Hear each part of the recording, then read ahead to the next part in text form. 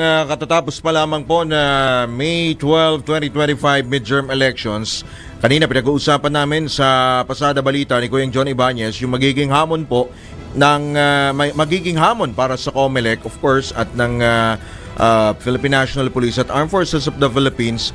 Ito pong paparating po na BARM elections at yung barangay at SK elections. Hindi ka lang natin natanong kanina kay Senator Bato yung sa gun ban, di ba?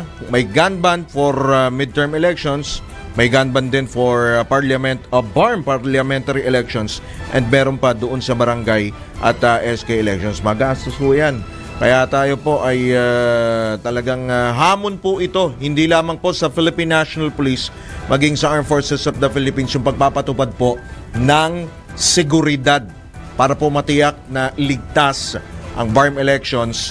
Diyan po yun sa may bahagi po ng Mindanao.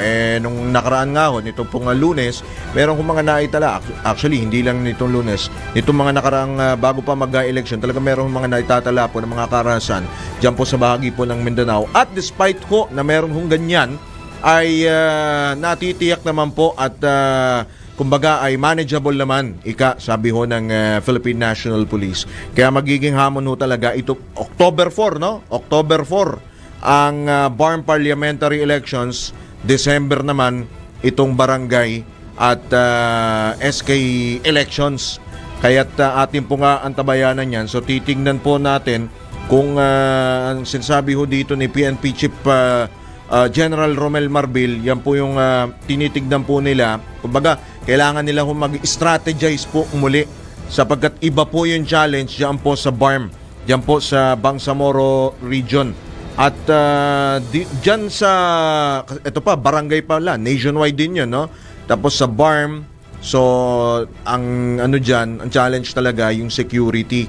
Kung napapanood ho ninyo sa social media, yung kaliwat kanan merong mga nag-aaway, may mga nagpapaputok nakikipagputukan. Ilan na yung patay? 20 yung mga nasawi po.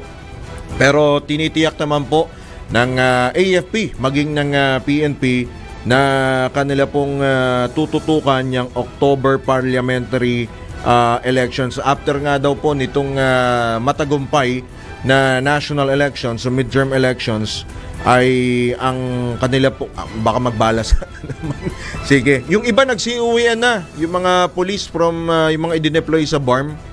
Yung aking kasing pinsan ay lespo na i-deploy sa BARM, kaya na ikukwento ko lamang.